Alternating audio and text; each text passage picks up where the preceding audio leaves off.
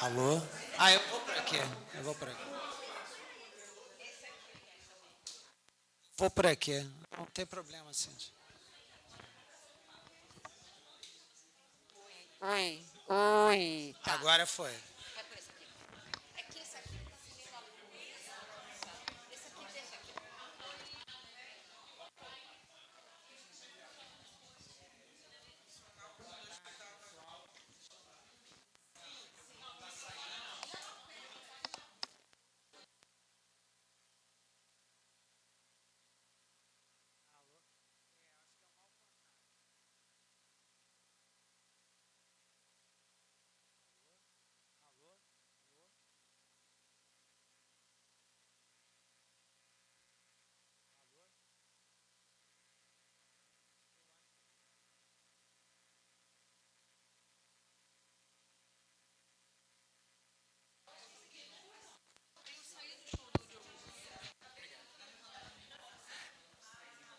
Bom, boa tarde, pessoal. Vamos então dar continuidade aqui ao seminário, né? Pessoal, vamos lá. E aí, assim, dizer para vocês, antes da gente dar início, né, que todo esse material, né, as palestras, o debate, né, ele está disponibilizado na internet. Então, mesmo quem não pôde acompanhar, né, em tempo real, vai poder assistir às conferências e debates no canal do YouTube do programa de pós-graduação aqui da UERJ. Tá? Então, é só esse aviso. Né? Até vocês podem depois compartilhar o material. Até. Bom, queria dar então início, né, em nome do.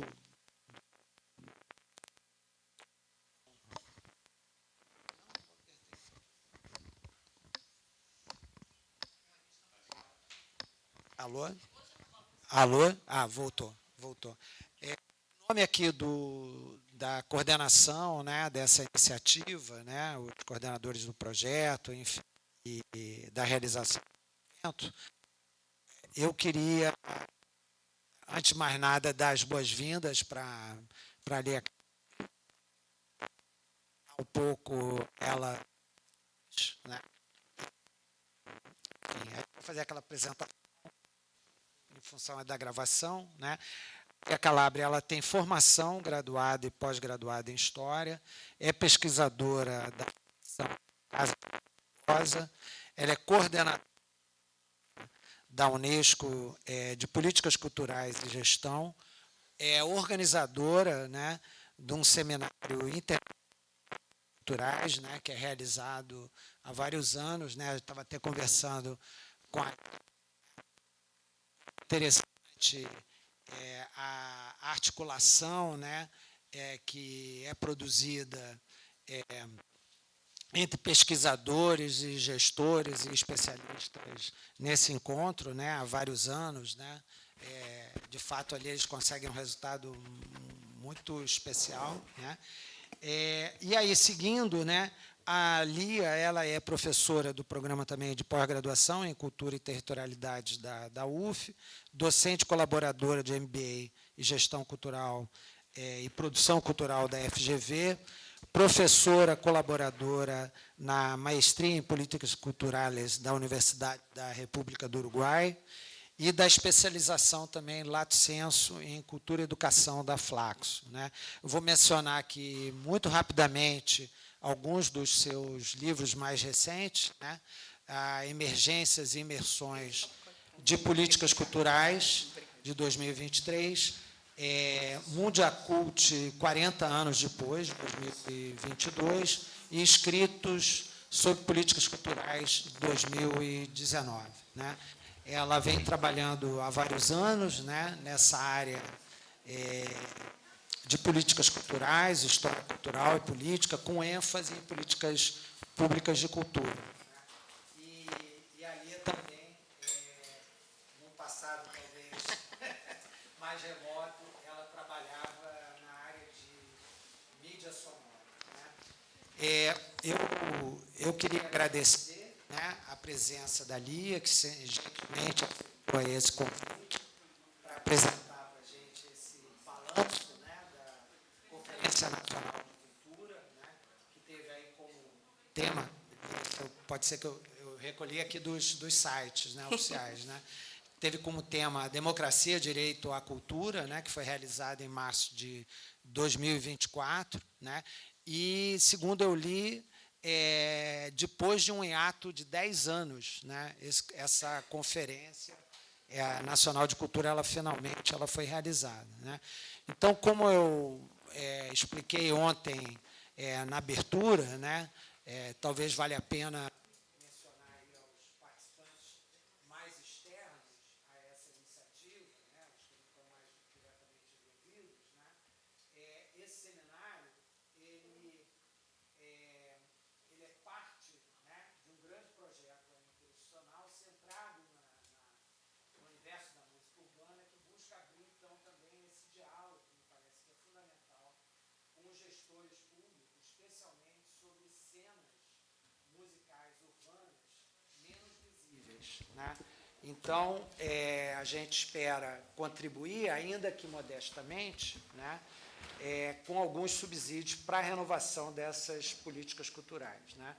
Então, eu acho que é muito interessante esse depoimento que a Lia vai trazer né, desse encontro, né, para que a gente possa ter, de alguma maneira, né, um acompanhamento aí, das tendências nos frontes que se colocam hoje, né, no país, né, para que a gente possa, inclusive, entender para onde vai essa agenda, o que, de fato, efetivamente, vem mobilizando técnicos, pesquisadores, políticos e lideranças, né. Então, Lia, agradeço mais uma vez imensamente a sua presença e disponibilidade de vir aqui dialogar conosco, tá? E, sem mais demora, eu passo, então, a palavra.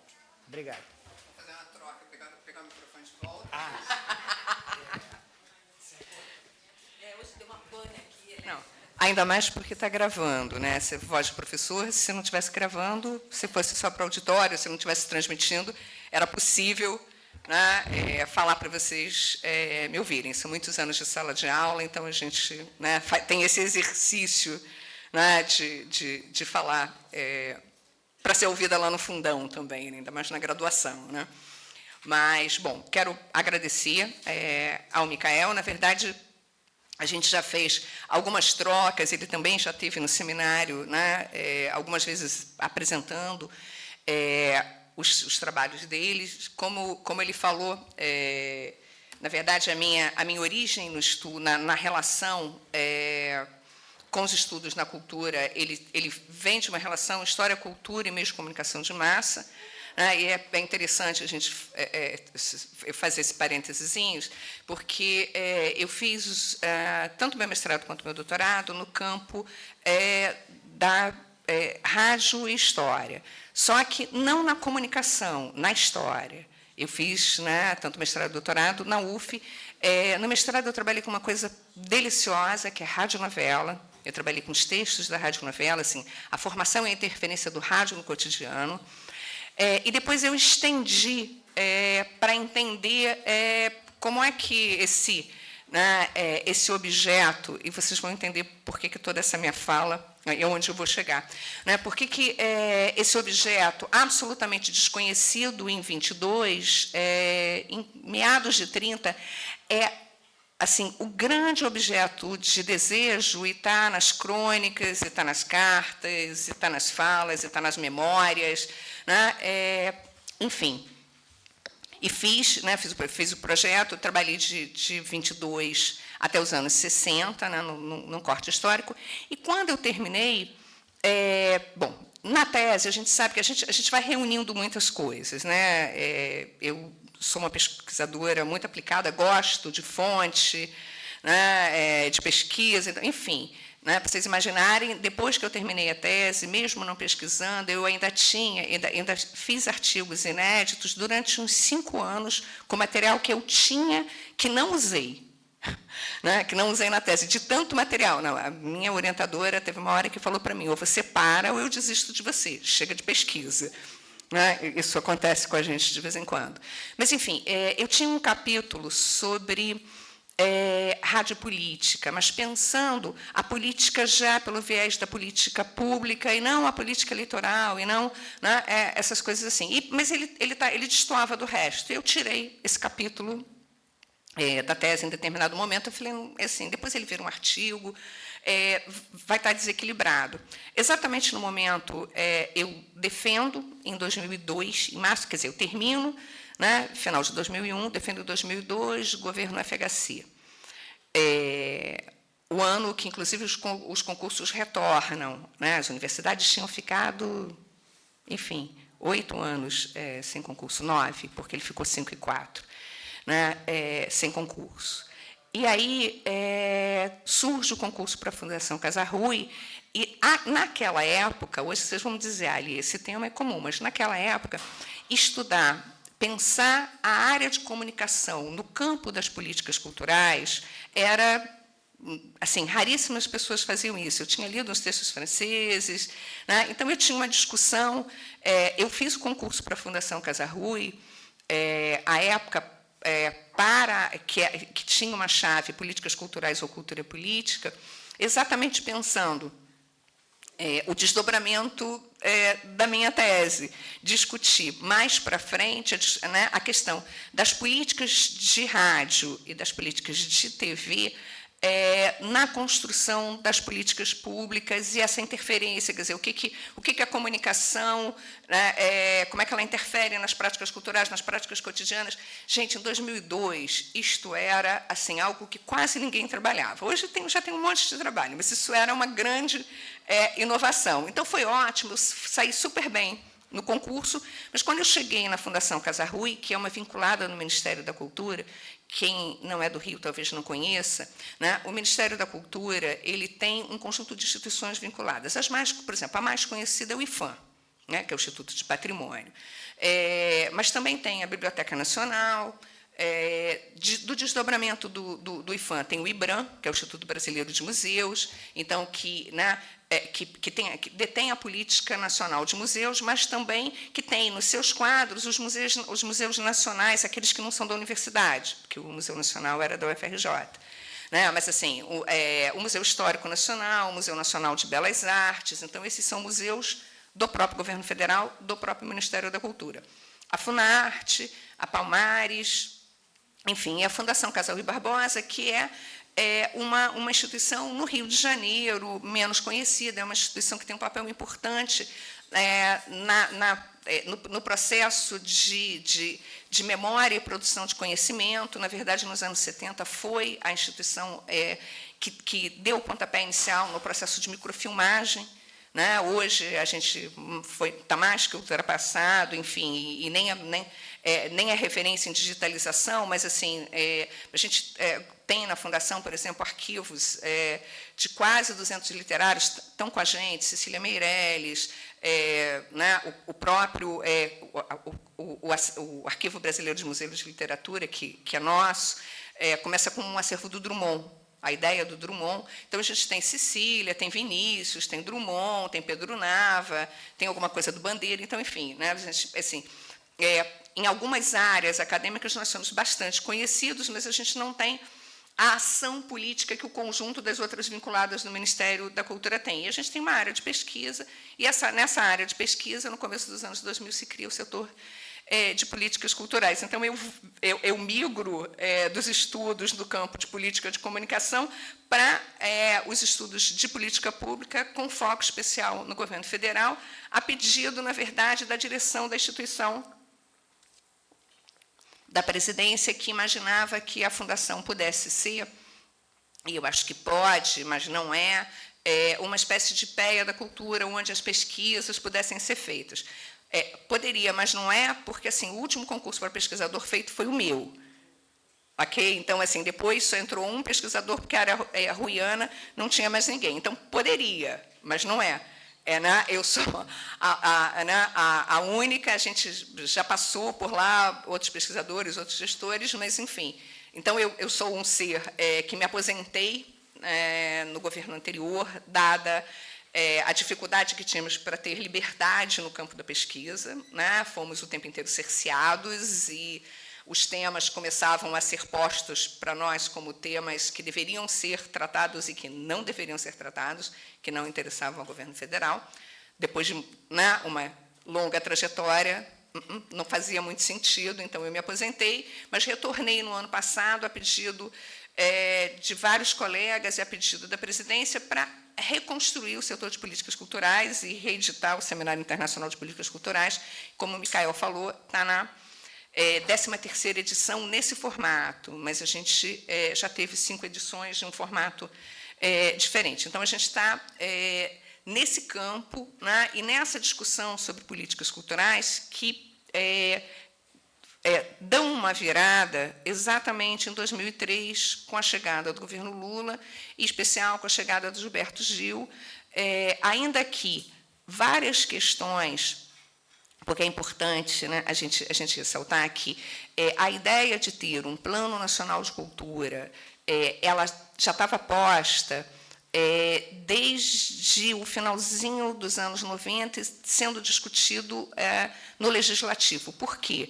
Porque a Constituição de 88 tinha um artigo, tem o artigo que garante o direito à cultura, entretanto, ele nunca foi regulamentado. A gente sabe que a Constituição ela tem uma estrutura, ela tem os artigos básicos, mas eles precisam ser regulamentados.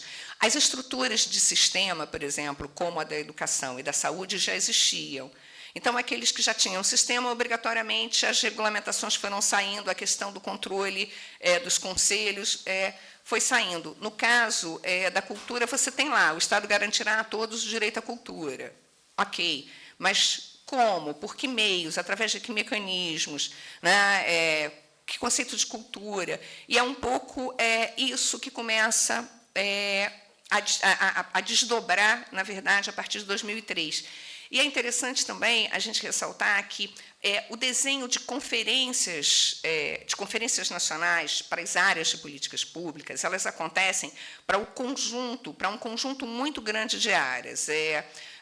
Infância, adolescência, igualdade racial, tem as áreas clássicas, educação, né, que tem uma longa história de conferências nacionais, saúde, ciência e tecnologia, assistência social, inclusive a própria área de comunicação, né, que é a primeira Confecom, que foi uma grande confusão, quem militou à época, lá em meados do governo Lula, nesse processo de desdobramento de conferências para o conjunto das áreas, a área de comunicação reivindica a conferência, porque assim, as conferências nacionais elas têm o papel de realizar uma grande consulta pública e coletar um conjunto de contribuições que deverão compor, recompor, reestruturar as políticas públicas setoriais.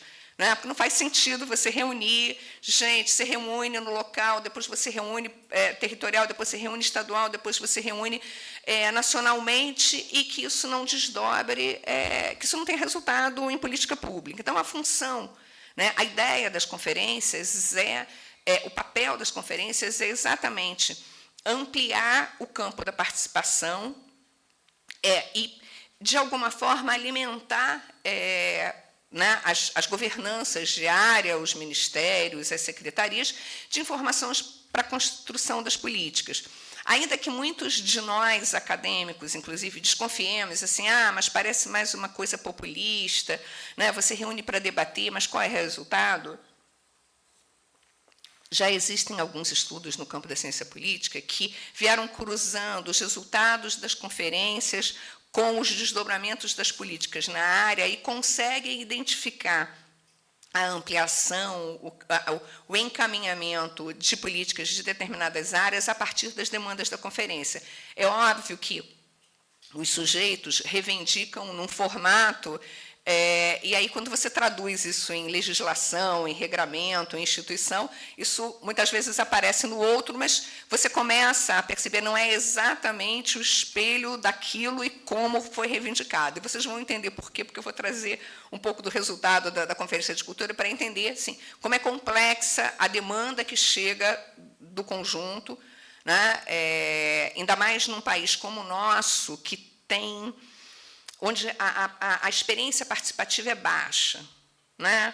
A gente não tem uma experiência participativa, em geral, algumas das nossas categorias profissionais têm uma experiência participativa mais sindicalista e reivindicatória, fora dos momentos das campanhas salariais, a gente não mantém a participação ativa, em geral, a gente se retira da cena e a gente volta nos períodos reivindicatórios. Eu sei porque eu sou professora e fui professora do primeiro grau, então eu conheço, né, falo de maneira bastante confortável, mas não só, mas também os bancários, mas enfim, o conjunto, né, assim, talvez ainda fruto, né, resultado da experiência dos anos de ditadura, né? A minha geração, que nasceu em 60, na verdade, é fruto e filho da ditadura, cresceu até os 20 e tantos anos sem votar, né?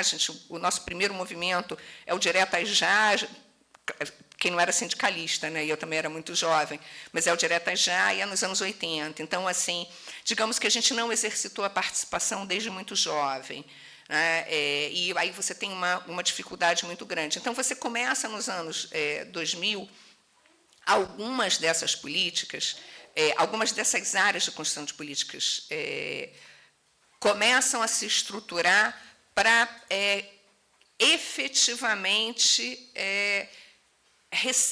responderem à questão da participação. E a cultura é uma delas, a comunicação não. Né? Se a gente pensar no governo, né, ao longo dos dois primeiros governos, Lula, mas também nos governos Dilma, a área da comunicação continuou muito regulando tecnicamente.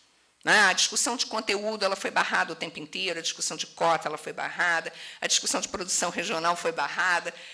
No máximo, você ficou patinando nas legislações, nos regramentos de capacidade, alcance, coisas dessa maneira, e algumas coisas de regulação de conteúdo, inclusive, acabaram indo para a cultura, com a Ancine, né, que você não conseguiu regular a TV aberta, mas aí você foi regular um pouco da TV paga. As regulações aconteceram fora, e a resposta para as demandas de regionalização aconteceram fora do Ministério da Comunicação, aconteceram fora da comunicação.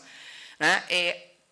O diferencial da cultura é que, assim, em 2003, o Ministério, então, ele começa a se estruturar para construir um Sistema Nacional de Cultura, aos moldes, né, assim, inspirado, não é aos moldes, mas inspirados no SUS, no SUAS, que é a ideia, na verdade, de você ter estruturas federais, estaduais e municipais que respondam e que deem conta do direito constitucional à cultura.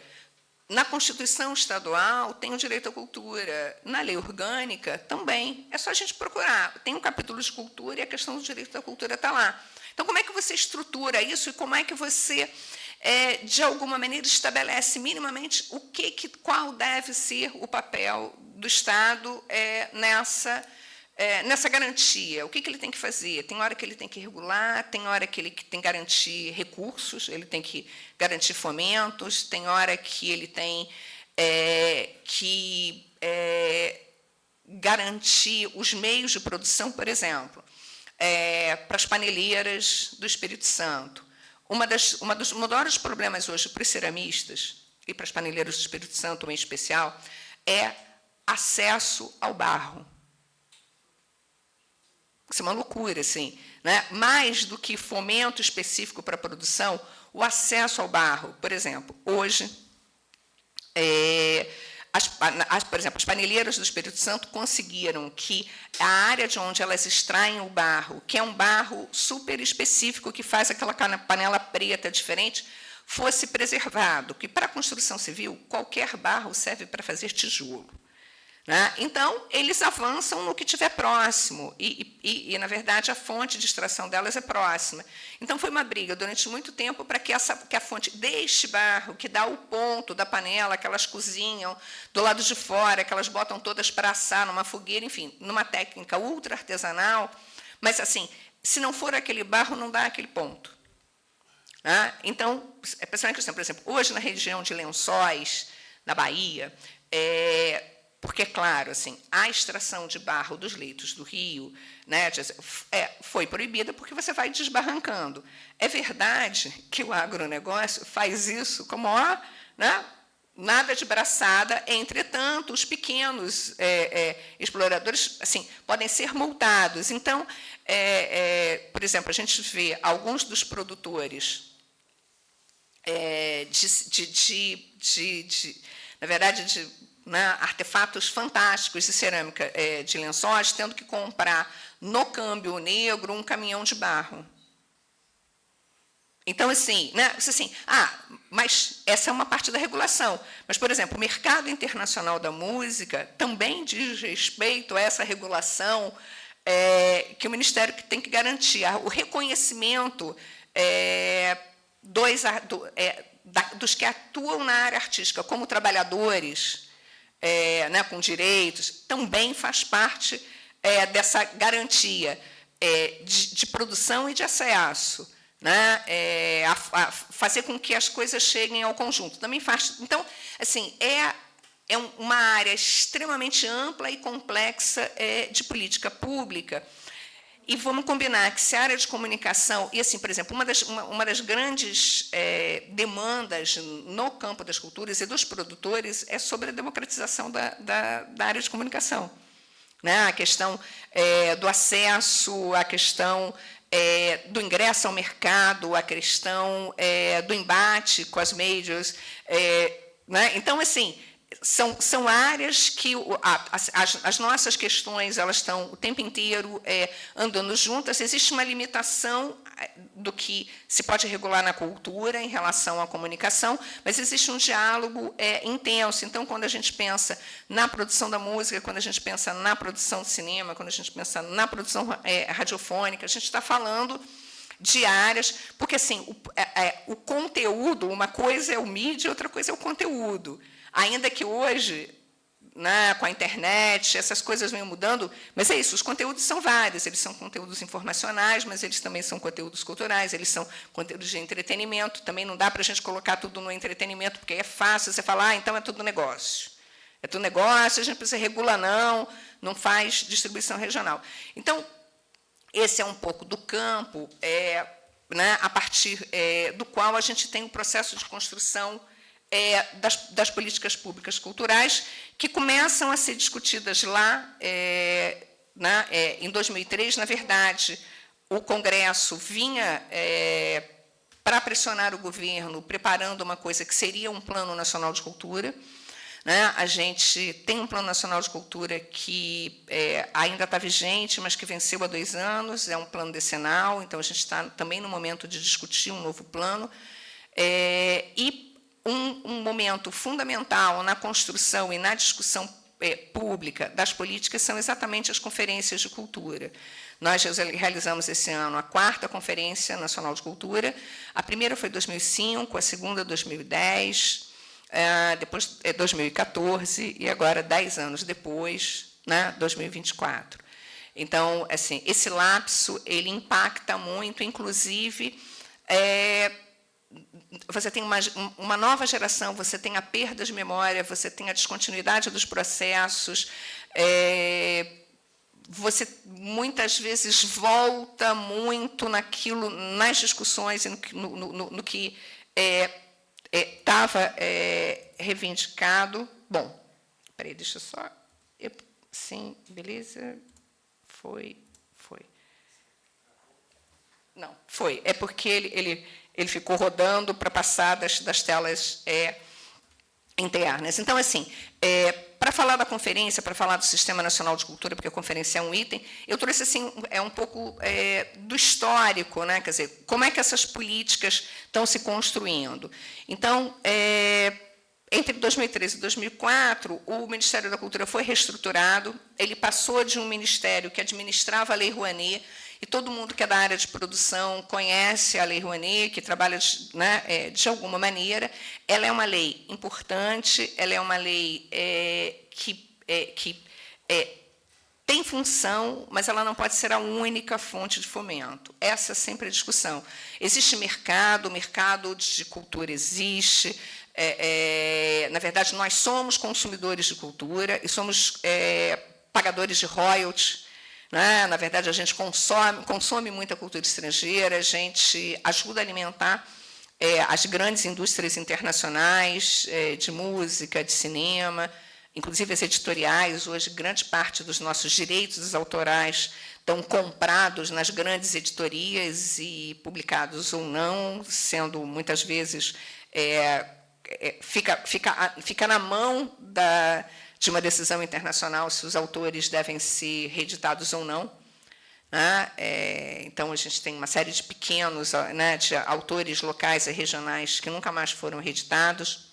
Posso dar para vocês o exemplo da editora Globo do Sul, a do Rio Grande do Sul, não a Globo da Globo, a Globo original, que mantém o direito autoral de vários autores gaúchos canônicos e que não são reeditados há muito tempo. Assim, aí a gente fica torcendo para eles caírem em domínio público, porque aí acabou. Mas, enquanto isso não acontecer, eles ficam fora do mercado. Então, a gente tem, nessa discussão de 2003, 2004, a reestruturação do Ministério, que passa a ser que deixa de ser o Ministério que cuidava só da Lei Rouanet e que vai se estruturar para fazer aquilo que a gente tem chamado de institucionalização das políticas culturais. Então, ele vai criar uma série de secretarias, Secretaria de Políticas Culturais, Secretaria de Diversidade e Identidade, Secretaria que primeiro é de programas e que depois é de cidadania cultural, e a Secretaria de Articulação Institucional, que é a responsável, naquele momento, em fazer com que o Ministério converse com os outros órgãos, converse com o Legislativo, converse com os governos estaduais e municipais, converse com o Fórum de Secretários, converse com o SESC, que tem um papel fundamental no campo da cultura, que é um órgão, e tem sido um parceiro em especial, e aqui a gente saúda, celebra e sente saudades de Danilo, presidente do SESC São Paulo, que dirigiu o SESC São Paulo tanto tempo, que era um parceirão e um grande empreendedor no campo, Danilo Miranda,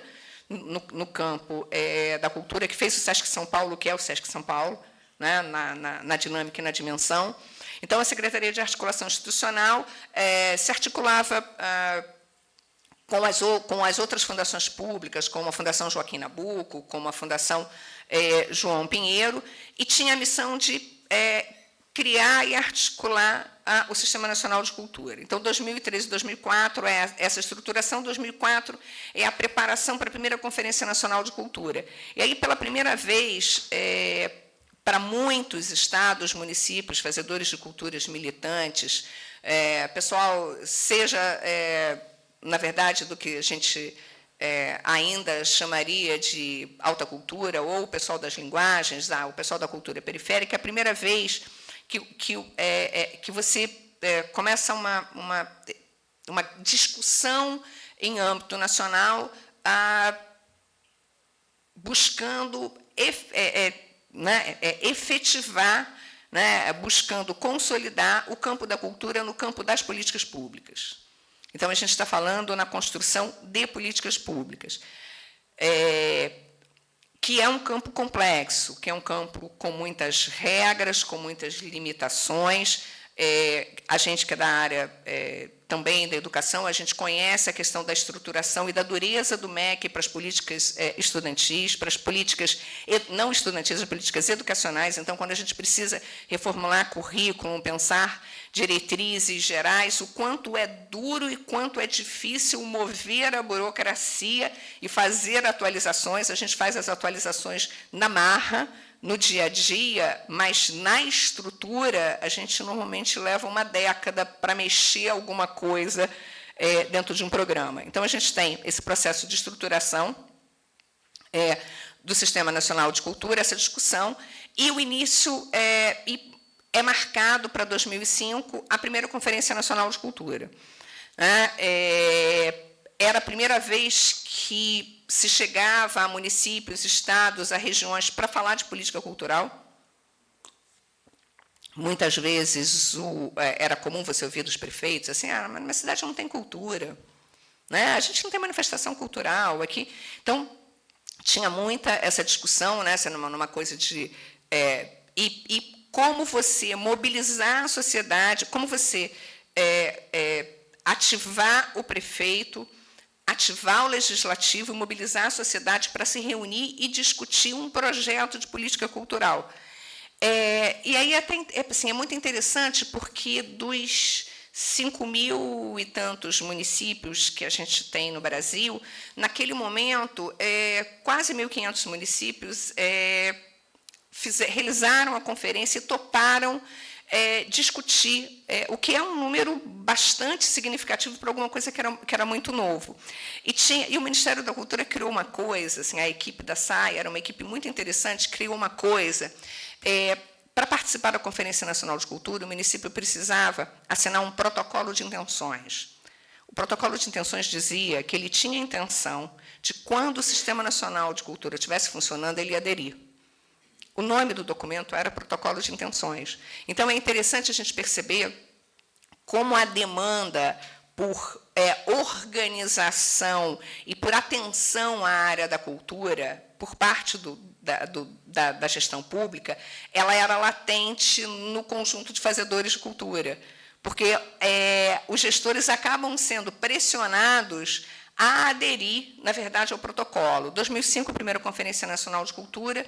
E aí, como é que se faz uma conferência nacional? Não sei se vocês já participaram de alguma área.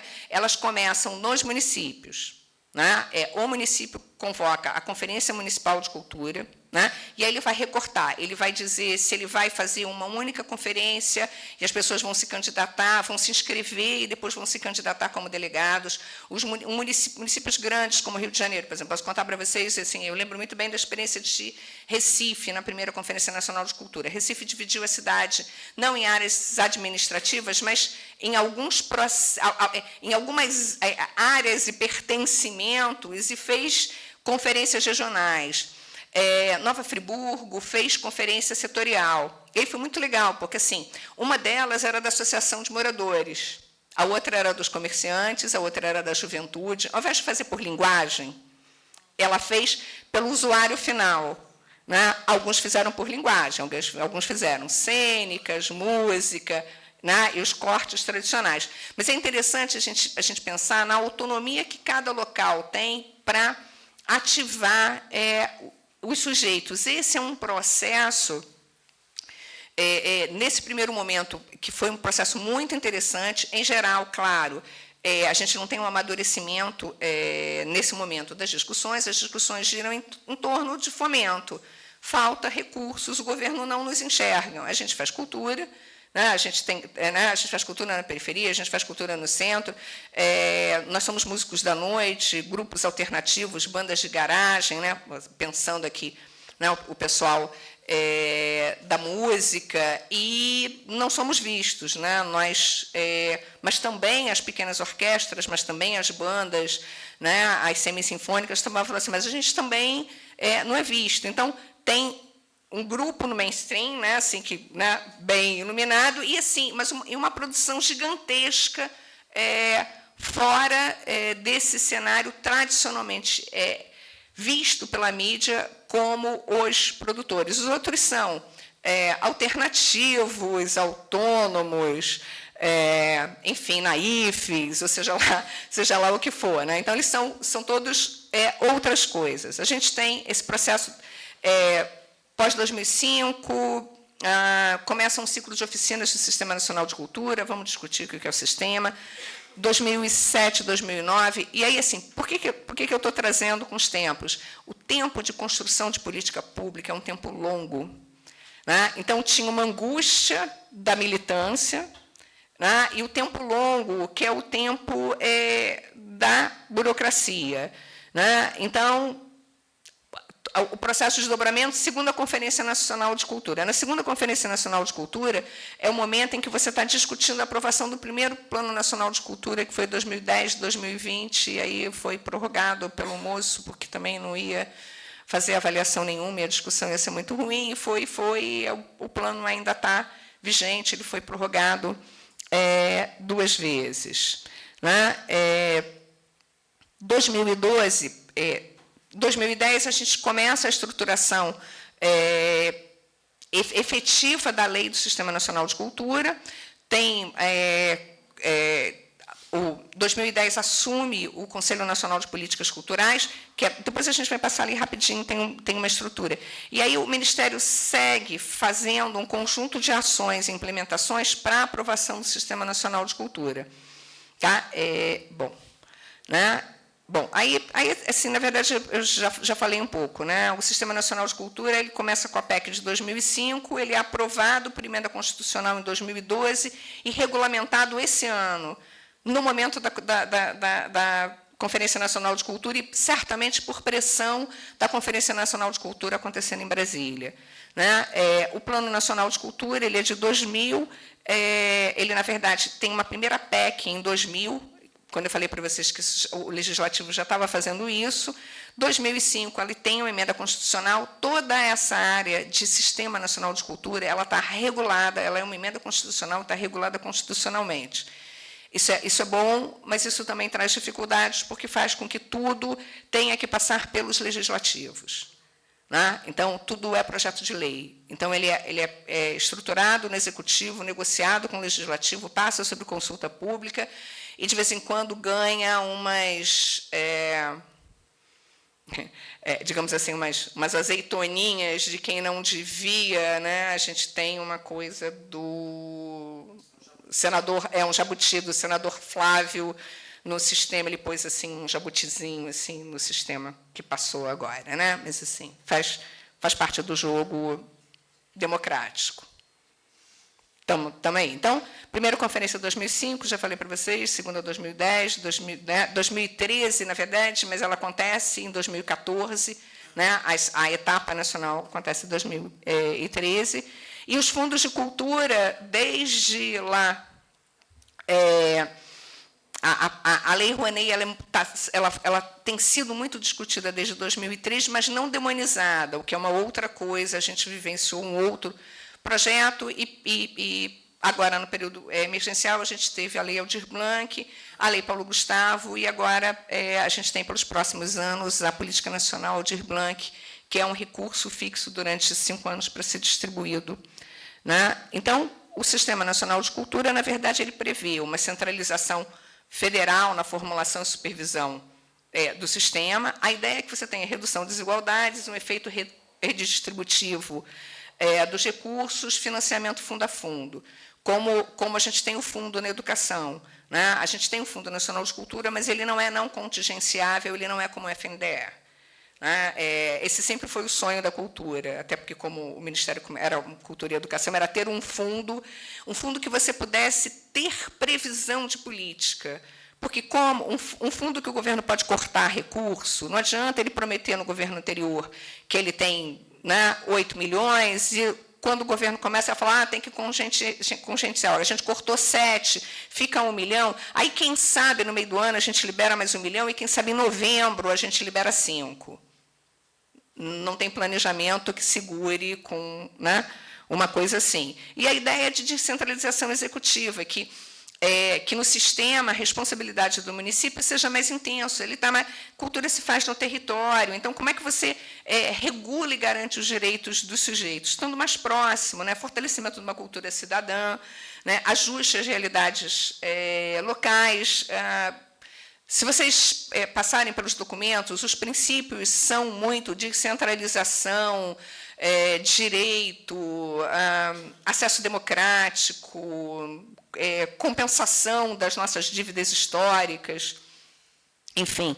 Agora, em 2024, a gente tem né, o marco regulatório do Sistema Nacional de Cultura saiu. E aí eu só trouxe alguns itens para a gente ter, só para vocês terem uma ideia. E a lei é muito interessante, né? Ela fala sobre direitos culturais, ela fala sobre diversidade cultural, e aí ela fala sobre promoção, salvaguarda, fomento, garantia jurídica, né, dos diferentes grupos, ela fala sobre a garantia das fontes da cultura nacional, e aí ela vai definindo o que é instituição cultural, porque agora você começa a regular, e até mesmo, por exemplo, a lei Paulo Gustavo, já a lei Aldir Blanc, ela abre uma linha nova de fomento a espaços culturais. Não sei se alguns de vocês vivenciou, conviveu, assistiu os trabalhos dos pontos de cultura, né? Mas que foi um trabalho de base fantástico e que praticamente desapareceu no governo passado porque o fomento desapareceu.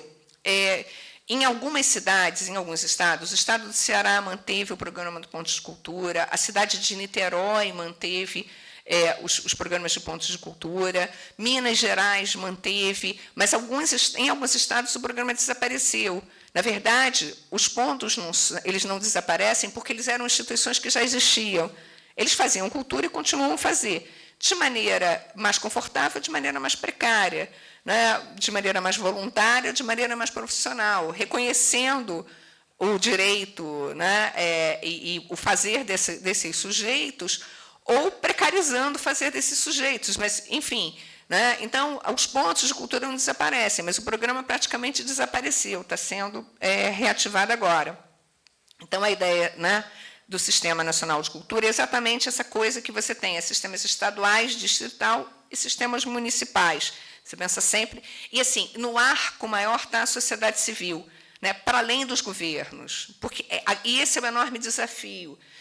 Para mim, o maior desafio do estabelecimento de políticas culturais efetivas do campo da cultura é que o conjunto dos cidadãos tenham consciência de que cultura é um direito.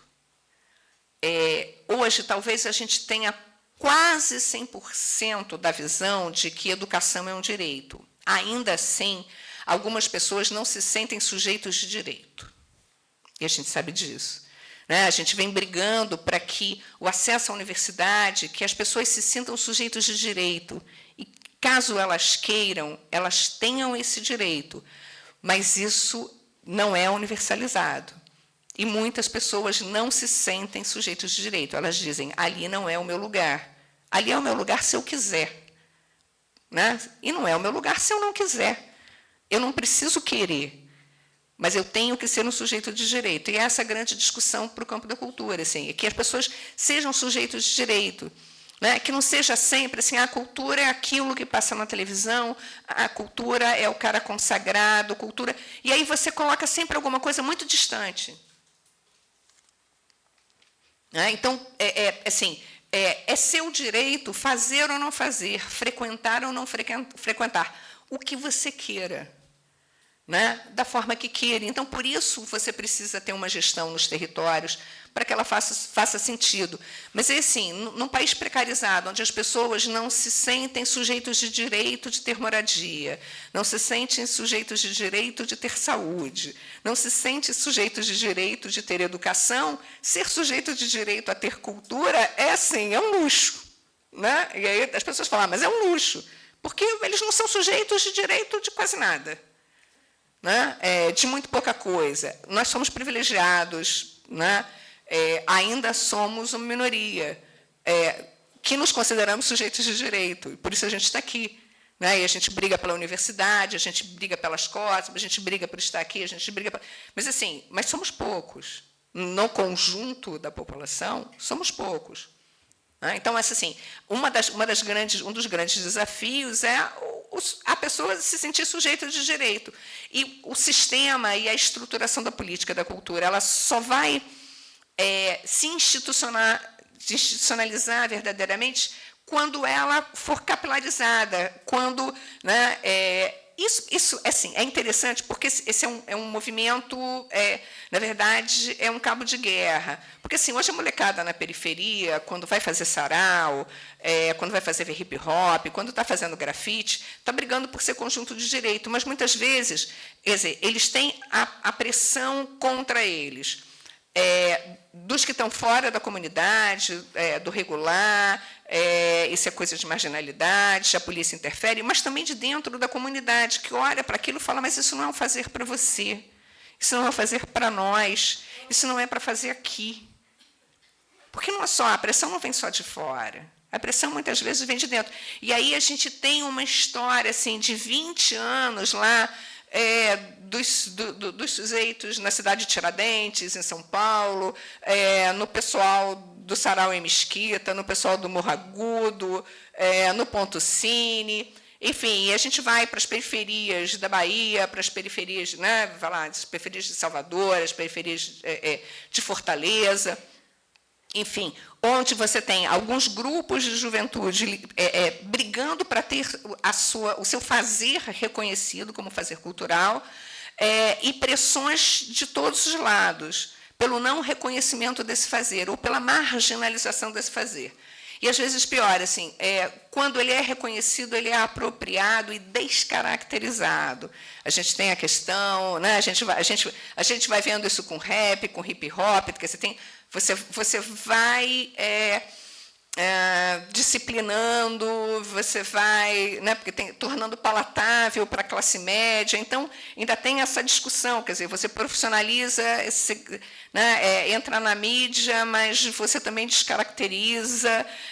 Então, né, tem muitos conflitos. É claro que assim, o encontro com o outro provoca transformações em todos nós.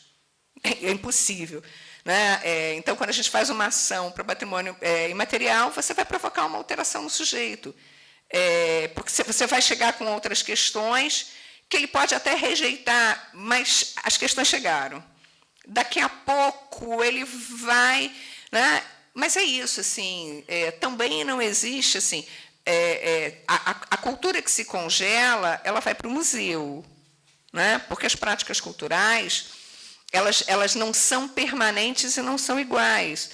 Né? Os fazeres culturais, se vocês olharem as imagens gravadas pelo Mário de Andrade das manifestações populares nos anos 20, quando ele sai para fazer a missão, é absolutamente distinto esteticamente daquilo que a gente vê hoje, naqueles mesmos, no Catimbó, no Maracatu. Então, gente, assim, na verdade, é dinâmico, é vivo. Né? As alterações, a capoeira que se joga hoje não é a capoeira de 1910. Então, as dinâmicas culturais, a questão é como você institucionaliza, como você apoia, como você... qual o limite da regulação para permitir autonomia e transformação. Né? Então, tem muitos desafios numa política assim.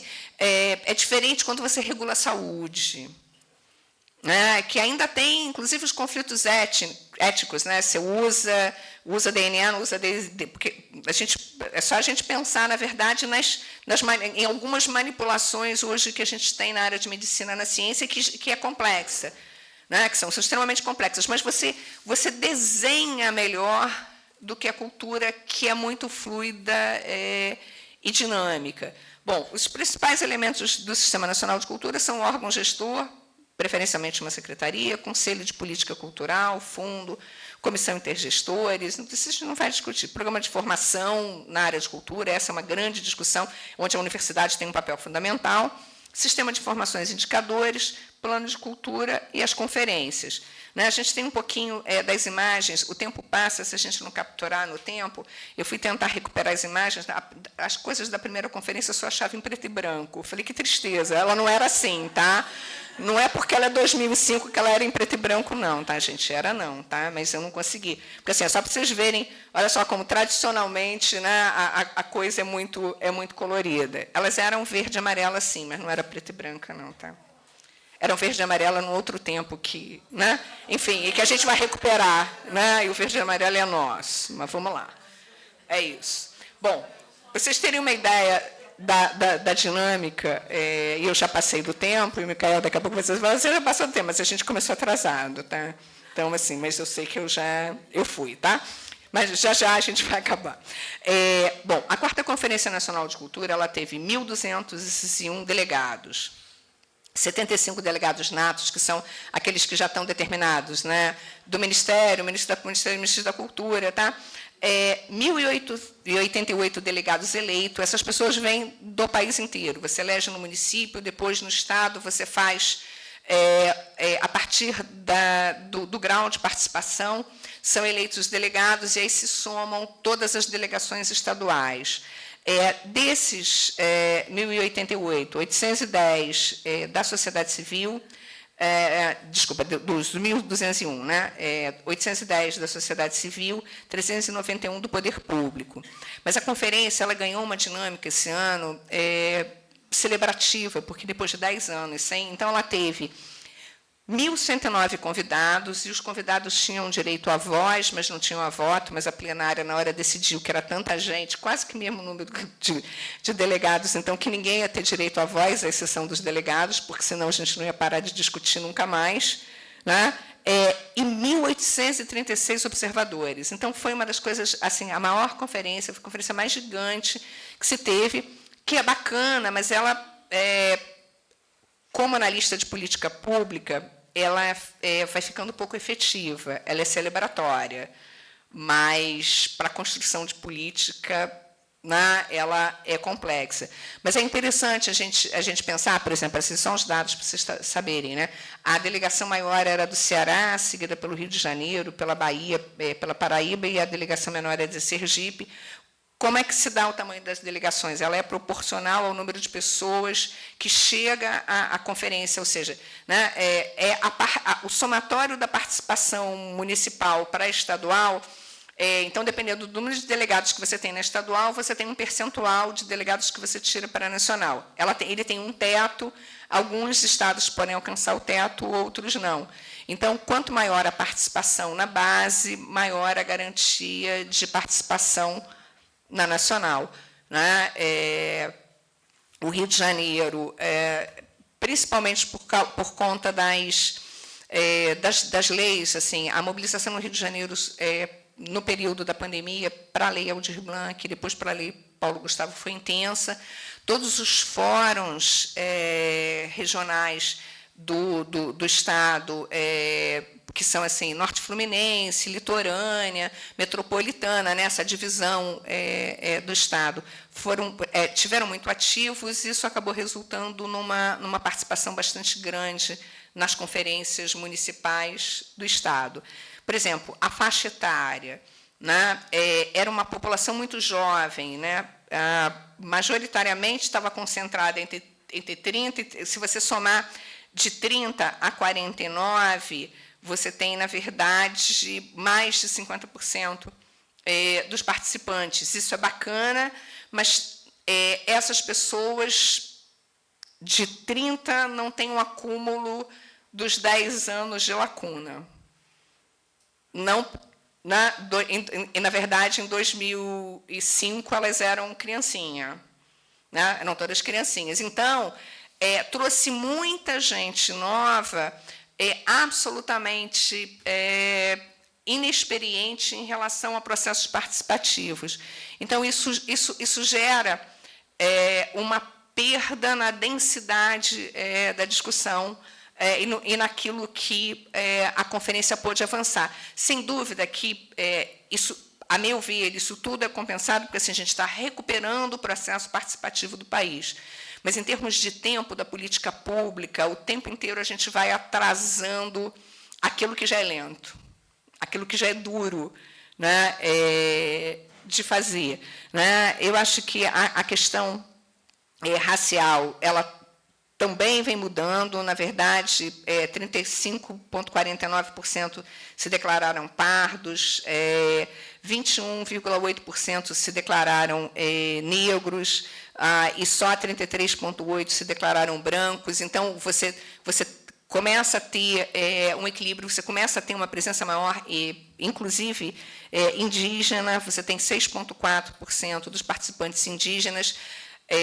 Se vocês pesquisarem os censos mais antigos, a autodeclaração de indígena ela era praticamente inexistente, a não ser nos territórios indígenas do censo indígena. Então, é muito interessante esse processo de autorreconhecimento, né, para os sujeitos urbanos sobre a sua origem, quer dizer, se apresentando como indígena. Eu acho que a gente está recuperando a parte absolutamente escondida, que era a parte indígena que nós temos. E aí eu só vou passar pelas prioridades dos eixos e aí a gente conversa.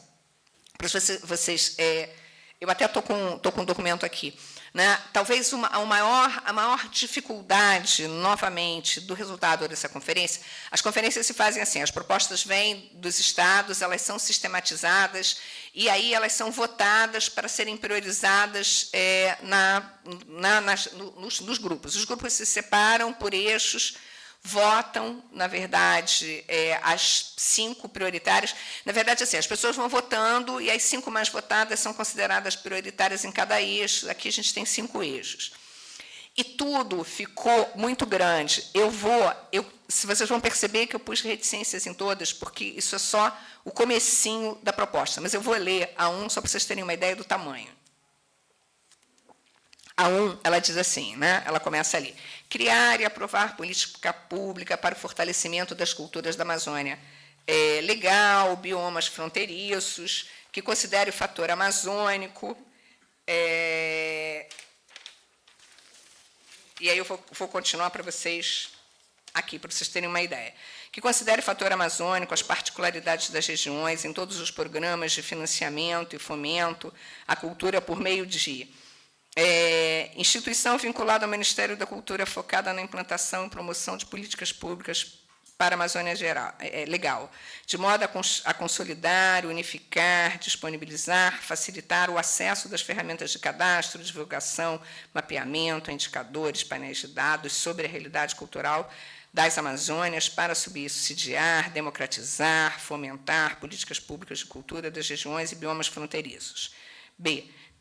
Criação do Fundo de Culturas Amazônicas com financiamento público e privado. C. Permanência da Lei Rouanet Norte com a possibilidade nacional de financiamento e fomento da Amazônia Legal, com a possibilidade de circulação e distribuição em todo o território nacional e internacional. D. Garantia de equidade dos investimentos públicos, atendimento às políticas afirmativas que contemplem a diversidade cultural da região amazônica, dos biomas fronteiriços, assegurando a consulta livre, bom, enfim, e vai. Então, isto tudo é uma proposta. A execução de propostas, a transformação disso em políticas num plano nacional a ser executado e controlado, assim, é quase impossível. Então, de novo, a gente voltou nesta conferência ao mesmo porte, eu vou passar rapidinho por todas as demandas, da primeira Conferência Nacional de Cultura, ou seja, de novo, a gente tem um mapa de desejos, né, de todos os que ficaram de fora, de todos os que se sentiram excluídos todo esse tempo, com um desafio muito grande para a gestão pública de priorizar o que ela consegue executar como prioridade em 10 anos. Né? O que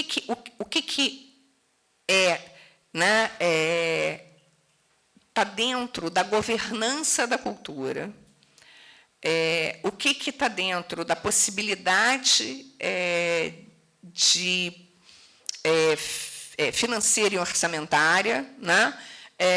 E, na verdade, o que é executável. E aí eu vou passar rapidinho pelas propostas. Assim, reestruturar o Sistema Nacional de Cultura Política de Fomento.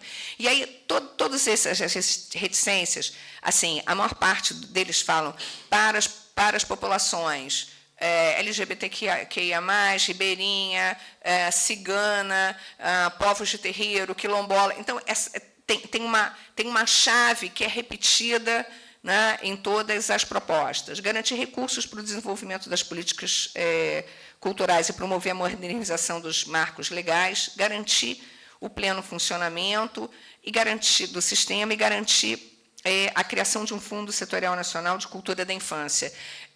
Como proposta priorizada, é a primeira vez que isso surge, porque tem algumas questões que estavam fora, como a questão da juventude, da infância e da velhice.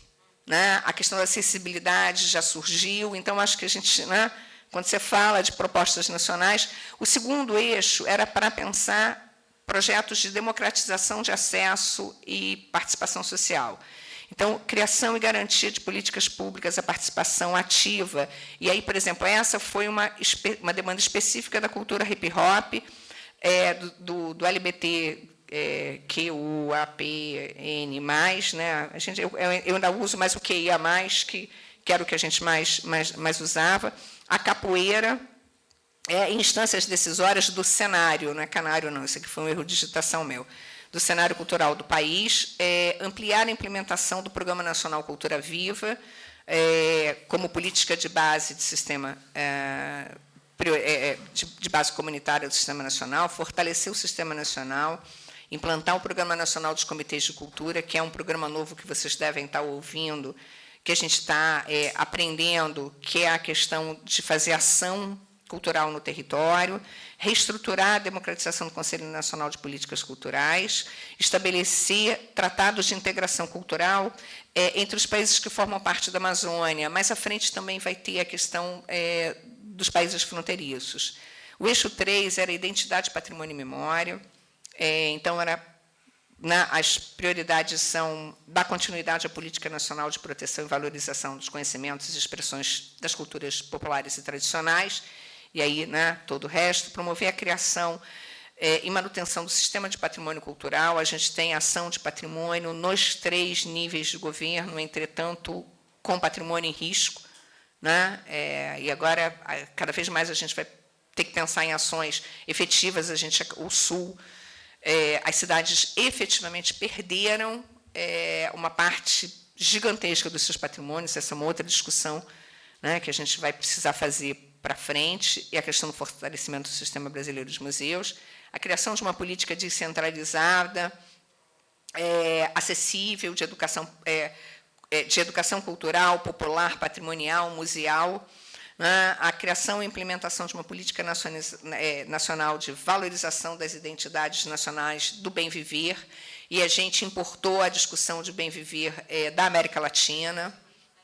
A gente não tinha a expressão bem viver, a expressão comunitária, cultura comunitária e bem viver não faziam parte dos nossos vocabulários, das nossas comunidades. Então, é interessante a gente perceber que os sujeitos... porque é para além do comunitário, é para além do coletivo. O bem viver é uma outra... assim, engloba uma outra questão, que, de alguma maneira, está dialogando com a discussão de cosmovisão dos indígenas que Krenak tem trazido. Então, a gente tem alguns outros paradigmas para pensar sobre a nossa existência e a garantia da nossa sobrevivência sobre a face deste planeta. A criação e implementação de uma política de valorização... já foi a implementação de políticas para a salvaguarda dos bens culturais, de ciência e tecnologia. O pessoal da ciência e tecnologia estava lá discutindo. Na diversidade e transversalidade de gênero, raça e acessibilidade, forma democrática de participação social, a política afirmativa de bolsa para as artistas, fazedores de cultura, a questão dos sujeitos invisibilizados, mas também a questão... A pandemia mostrou o tamanho da fragilidade do trabalho cultural. Principalmente, como a gente chama, o pessoal da graxa, os técnicos, assim, esses, então, ficaram absolutamente fora de praticamente todos os programas, e aí ficou óbvio que essa discussão de profissionalização está para além do artista, mas para o conjunto da cadeia. Então, os estudos de cadeia produtiva nos campos da cultura são fundamentais, porque você precisa entender que é o conjunto dos sujeitos que precisam estar resguardados e protegidos pelas legislações que falam de trabalhadores na cultura. A garantia e a potencialização da Política Nacional de Cultura Viva, um programa de formação continuada, a garantia de reparação histórica para os povos e comunidades tradicionais, indígenas, rurais, quilombolas, e o último eixo, que era o eixo de economia criativa, um sistema de proteção social para os trabalhadores da cultura, inclusive com uma preocupação para as questões étnicas, raciais, sociabilidade e acessibilidade, aprimoramento das políticas públicas de apoio e fomento e financiamento à economia criativa, a implementação de programas na área de formação da cultura, a elaboração de uma política nacional de economia criativa, que eu acho que Cláudia Leitão conversou com vocês sobre isso, né, de maneira participativa, e o fortalecimento do Sistema Nacional de Informações e Indicadores Culturais, que, na verdade, nunca foi implantado, para que a gente possa ter informações, para que a gente possa efetivamente fazer gestões, e a questão das informações para nós, que somos do campo da academia e dos estudos, elas são fundamentais. Uma das coisas que a gente vivenciou nesses últimos 4 anos passados de desgoverno foi a ausência de acesso a informações. Né? A maior dificuldade que a gente tinha era de acessar as informações. Isso, na verdade, de uma maneira geral, assim, eu fiquei pensando assim, se eu entrava direto nas questões da conferência, mas acho que a lógica da construção da política no campo da cultura, ela caminhou de uma maneira diferente do campo da comunicação, e a própria relação da sociedade, dos sujeitos e dos atores com os poderes públicos. Né? Eu acho que a gente vem construindo, nessa estrutura da cultura, também alguns arranjos transversais que pegam áreas fronteiriças e áreas que são transversais e que, por extensão, acabam entrando na discussão da regulação. Muitas delas são áreas duras e resistentes ao enfrentamento da discussão da regulação, e a área de comunicação, né, é uma delas. Então, a gente vai pelo campo do direito cultural, vai pelo campo do direito autoral, vai pelo campo da política de cotas, do reconhecimento dos sujeitos, das autonomias, de alguma maneira, cruzando e construindo, sejam políticas de cota, seja desde da cota de tela, mas da cota de produção, seja projetos específicos para produção para grupos periféricos, de produtos de mídia tradicional, inclusive, como de cinema. Então, são ações que, se não regulam, interferem, né, fazem uma diferença no campo e colocam novos atores nessa demanda. E estou aberta, e falei demais, mas a gente ainda tem um tempo para conversar. Obrigada, gente.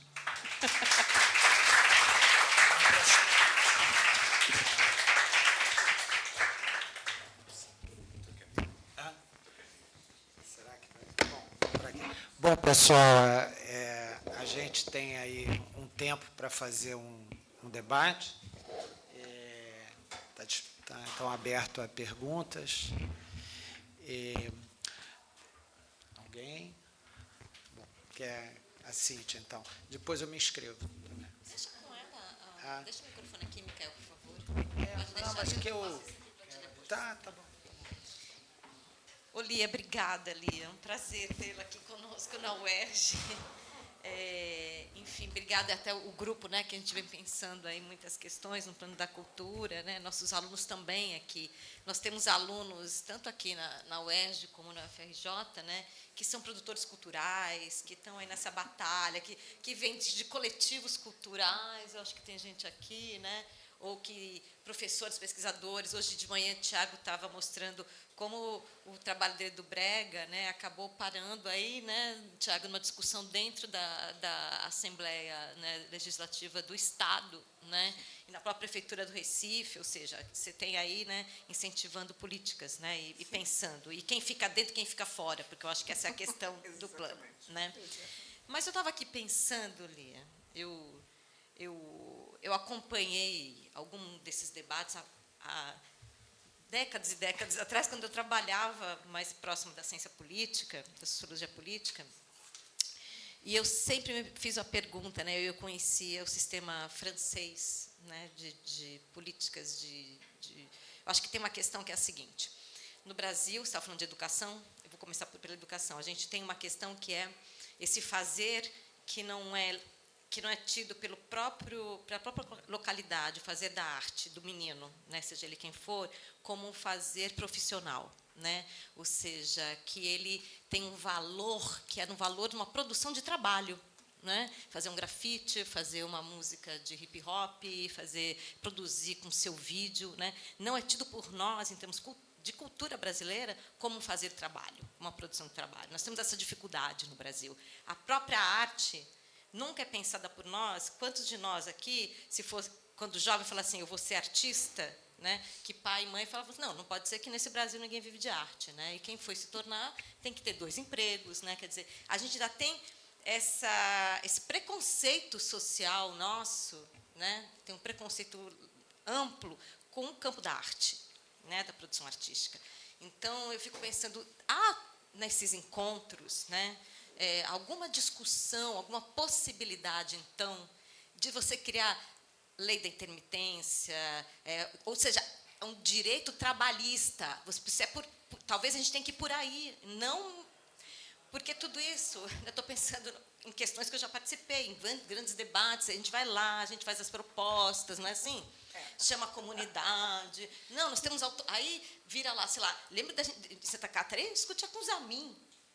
Falei, vocês querem autonomia para pensar a cultura? Damos autonomia. Mas a gente não tem dinheiro. A gente pode ter autonomia, não tem dinheiro. Eu desesperada. Não, autonomia não. Né? A gente não quer, porque tem que ter dinheiro do Estado, senão a gente não consegue viver de arte. Lá com as rendeiras, entendeu? Com os fazedores ali, artesanais. Né? Com a autonomia a gente se ferra. Mas vai precisar do quê? Do mercado. Eu queria te ouvir um pouco sobre isso, porque essa é uma questão, para mim, muito... Porque a gente segue, a gente trabalha com músicos nas ruas, a gente trabalha com os que... Né? Que talvez se tivesse uma lei que viesse por outro caminho, entende? Ou, não sei. Vamos fazer um bloco? Sim. Bom, Lia, obrigado, né? A aula sobre políticas culturais, a complexidade, né? Todos as etapas, né? Da militância, né, como você escreveu, né, da militância, da base até as políticas culturais. Né? Caramba, esse microfone. Briga comigo. Eu uso esse. Eu uso esse. Tá ótimo. Tá bom. Obrigado. Obrigado, Lia. Mas tem esse caminho, né, que tem toda uma complexidade, eu acho que você mostrou aí todas as etapas, esse processo, né, quem é incluído, quem não é incluído, enfim. Né, e tem uma questão aí que talvez seja a palavra-chave aí desse projeto de pesquisa interinstitucional que a gente está desenvolvendo, que é a ideia da visibilidade e invisibilidade, né, que atravessa aí as nossas reflexões. E aí eu estava te ouvindo, né, e estava lembrando da conversa que eu tive com você na Casa Rui, alguns meses atrás, né? E estava também pensando na palestra linda, né? Aliás, recomendo quem tiver interesse, a palestra linda que ela organizou com o Néstor Garcia Canclini, né? Há alguns dias atrás, acho que está disponível, né, Lia? Está disponível no YouTube da Fundação da Casa de Rui. Né? E eu fiquei pensando, mas, gente, aconteceu uma grande...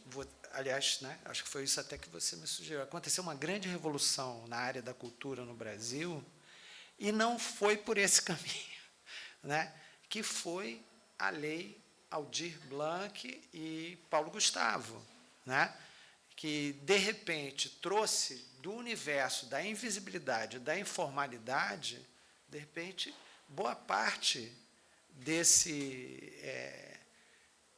esse mundo da cultura, né, absolutamente invisibilizados, né, e que, obviamente, quando você olha para aquilo, você diz, cara, o PIB da cultura não é 3%.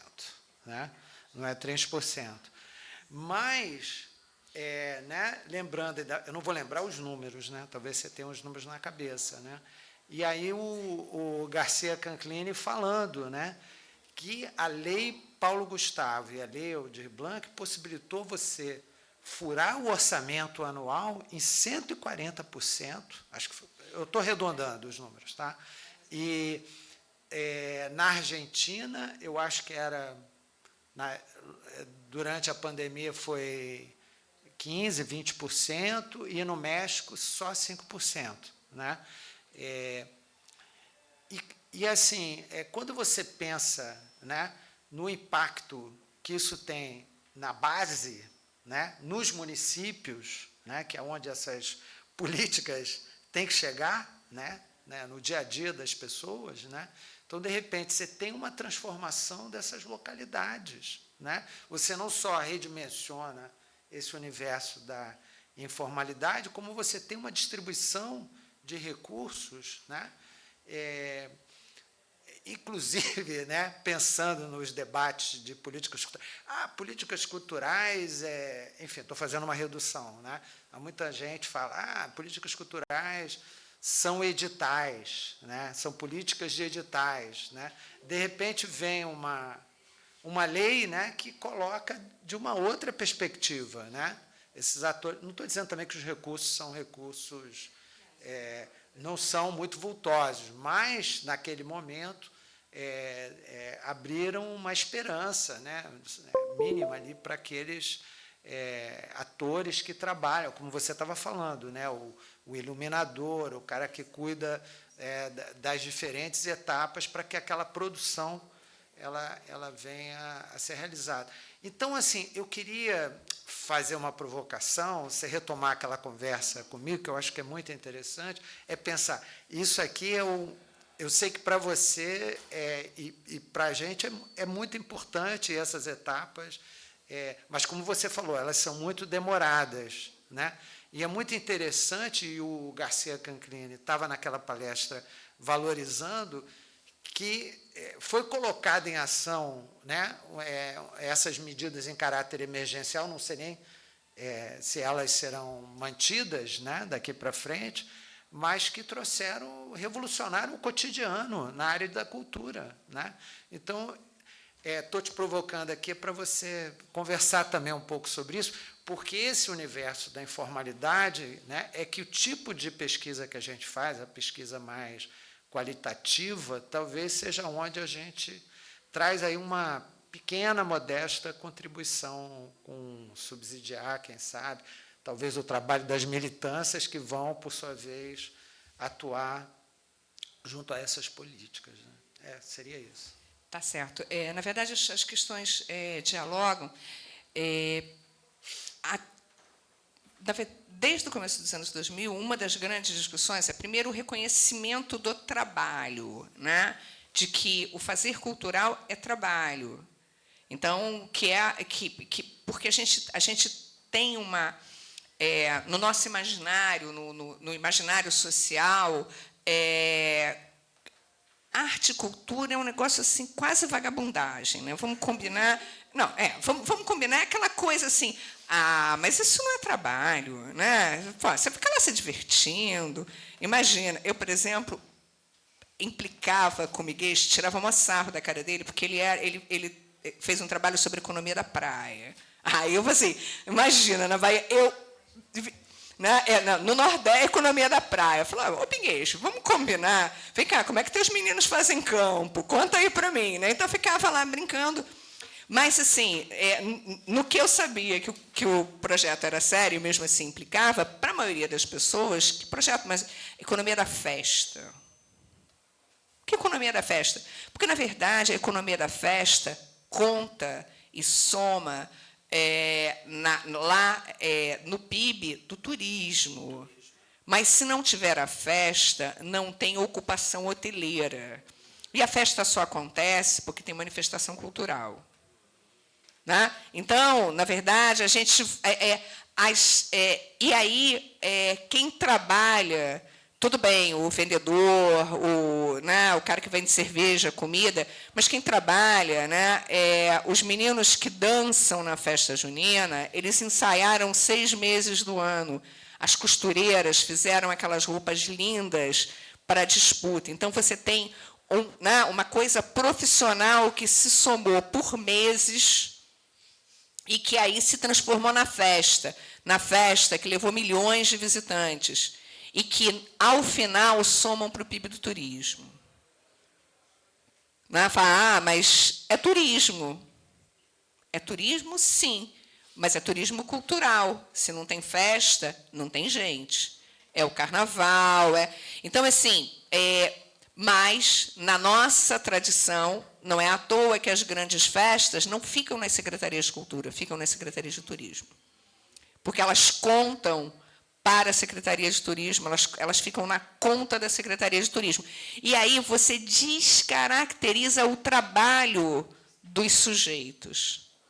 porque o trabalho é da hotelaria, o trabalho é do restaurante, não é? O trabalho dos sujeitos, o trabalho cultural dos sujeitos que estiveram ali fazendo com que a festa estivesse cheia todos os dias, ele fica invisibilizado, sim.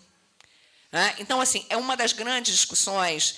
A discussão de intermitência ela é mais potente com o povo do teatro, né? Até porque o ensaio, né, ela é muito potente com o pessoal do teatro. Existe uma briga, no fundo, a gente vive um processo de precarização do conjunto dos trabalhos, daquilo que se tinha por trabalho no século passado.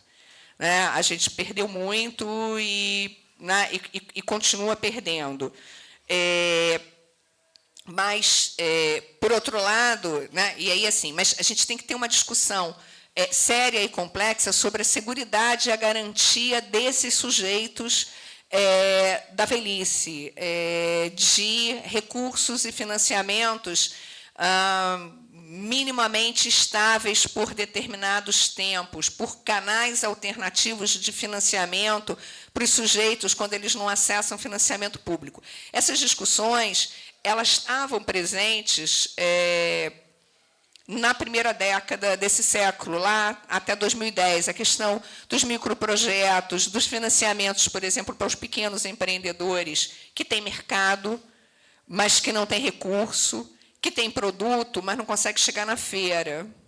Né? Ele tem um belo artesanato, mas ele não consegue expor naquela feira de Pernambuco, que é a mais importante de artesanato do Brasil, e onde o sujeito passa por ali e ganha visibilidade. Então, ele precisa de financiamento para estar na feira. Às vezes, ele nem precisa do financiamento para fazer as peças dele, mas ele não chega na feira, ele tem que comprar um espaço na feira, ele tem que ter um estande, ele tem que transportar com segurança, com cuidado, porque a peça tem que chegar. Então, tem uma enorme complexidade e, sem dúvida, a gente precisa... assim, tem vários grupos de discussão, como, de alguma maneira, você reconhece e consegue conceder garantias mínimas aos trabalhadores da cultura, num processo de contramão, de desinstitucionalização do trabalho, de todas as áreas de trabalho. A gente tem, por exemplo, uma nova ameaça, que é a inteligência artificial. E aí, assim, hoje tem uma grande discussão. A IA e o trabalho criativo. Pensando nos grandes mercados. Não estou nem pensando no fazer... Ao contrário, pensando nos grandes mercados, no grande mercado de músicas, naqueles lucrativos que geram, na verdade, recursos e dividendos, né? Como é que você faz isso? Então, tem uma série de questões. Agora, assim, este é um ponto de pauta permanente. Né? A questão da garantia e a questão, sem dúvida, assim, de uma garantia, de uma lei mínima de intermitência, de um salário bolsa, um salário desemprego, né? Renda mínima, porque, no fundo, assim, essa é a solução para essa desinstitucionalização do trabalho, é a renda mínima, né? É o projeto de renda mínima. Esse seria... é verdade, porque tem um conjunto, né, de áreas sendo imediatamente afetadas. E aí é interessante falar sobre essas viradas, porque, por exemplo, tem algumas questões que viraram pauta em todas as discussões, né, e o Canclini foi muito, né, muito certeiro, por exemplo. Ele falou que, assim, a gente... nos últimos 10 anos, a gente fala muito de diversidade, mas a gente está esquecendo de falar de desigualdade. E diversidade não é desigualdade. Não adianta a gente valorizar a diversidade se a gente não combater a desigualdade. E ele, inclusive, fecha a fala dele falando sobre as desigualdades, e que os nossos países latino-americanos, né, têm padrões altíssimos de desigualdade. Então, que a gente precisa construir políticas da diversidade, mas que a gente não pode perder a atenção que talvez a gente esteja provocando mais processos de desigualdade, mais processos de exclusão, porque este ou aquele, este vem para a cena e o outro desaparece. E aí é muito interessante que, assim, esse processo, ao longo da primeira década, né, da década e meia, né, desse século, lá, 2002, até 2015, gerou, com o programa Cultura Viva, mas com uma série de políticas, mas em especial com Cultura Viva, uma atenção para a importância do legislativo na garantia dos direitos. Isso é uma coisa interessante. Eu lembro que eu brincava, assim, quando eu viajava, as pessoas falavam sobre fomento, e eu nem imaginava que a gente ia chegar ao caos que a gente está. Eu falava assim, pensem nos seus vereadores, nos seus deputados, tragam as emendas. Eu nunca imaginei que as emendas iam ter um papel tão importante como elas têm hoje. Mas eu sei, nas discussões, falar sobre outras alternativas. Eu falei, se reúnam, se mobilizem e mostrem para os seus deputados que a cultura também rende voto. E aí capitaneiem recursos para a área da cultura também, como ela vem para outras áreas. E fazer essas discussões. Nesse processo de mobilização de determinados grupos, as ações do Programa Cultura Viva, uma série de ações formativas, acho que, de alguma maneira, algumas lideranças e alguns grupos aprenderam a olhar, digamos assim, a valorizar a questão normativa, que, se não nos garante tudo, nos garante alguma coisa. Se nós não tivéssemos digamos assim, o custo de derrubar e de alterar algumas leis barrou o governo anterior, porque o custo político ele ia ter que gastar muito mais dinheiro do que ele gastou para fazer alterações. Então, algumas alterações ele não fez. Por exemplo, para acabar com o funcionamento, como ele fez, da grande maioria dos conselhos nacionais, o Conselho Nacional de Políticas Culturais ele é constitucionalizado. Então, ele só desaparece com uma emenda constitucional. Uma emenda constitucional, num presidente que compra quase todas as ações aprovadas, custa caro. Então, o Conselho Nacional de Políticas Culturais ele foi esvaziado, mas ele não foi extinto, como uma série de outros conselhos. Então, assim, o jogo político, aquilo que está... e aí eu acho que várias dessas lideranças aprenderam a ativar o legislativo. A Política Nacional Cultura Viva, que está fazendo 10 anos esse ano, que é de 2014, ela foi fruto da mobilização da sociedade junto ao legislativo e ela foi aprovada e construída pelo legislativo, com a sociedade civil. Esse foi um processo de aprendizado que foi reativado na pandemia. Quando a gente pega as cartilhas, quando a gente pega... talvez o Brasil é um país de grandes contradições. A Funarte, que teve um papel fundamental nos anos 70, nasceu na ditadura. A Fundação Pro Memória surgiu na ditadura. O IFAM surgiu no Estado Novo. É estranho, mas assim, tem a resposta a alguns movimentos, a alguns processos de institucionalidade.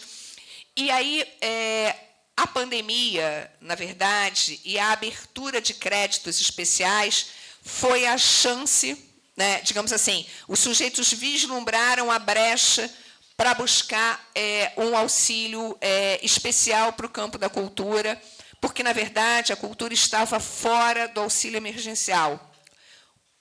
E aí, como ela falou, e como o Micael falou, os trabalhadores de cultura não eram trabalhadores formais, não estavam vistos, não estavam em nenhum cadastro, não estavam em nenhuma lista e não iam receber nada. Eles não iam receber o auxílio que outras categorias receberam. Então, um grupo significativo se mobiliza, aciona a Comissão de Cultura, a Comissão de Cultura da Câmara dos Deputados, e o processo começa de lá, e a gente tem uma vitória e uma virada no campo da cultura, como há muito não se via. simplesmente porque o governo, e não foi esse recurso que foi usado, eu vou explicar para vocês, o governo, por exemplo, o dinheiro que não é usado no Fundo Nacional de Cultura, ele é recolhido ao Tesouro e ele forma o superávit primário. Né? Essas coisas de conta de governo, que depois a gente fica ouvindo as palavras, como é que faz? Né? O Fundo Setorial do Audiovisual,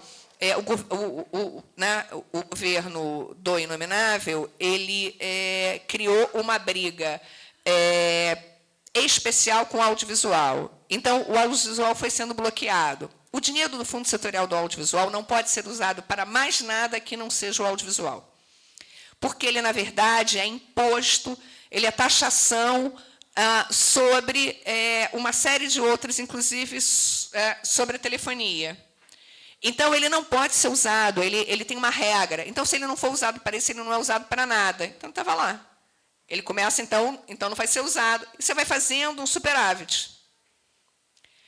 Este dinheiro foi acionado naquele momento da pandemia. Entretanto, quando o governo abriu a possibilidade dos créditos extraordinários para todas as áreas, o pessoal que estava trabalhando na lei, rapidamente, ao invés de usar esse recurso, usa o recurso do crédito extraordinário.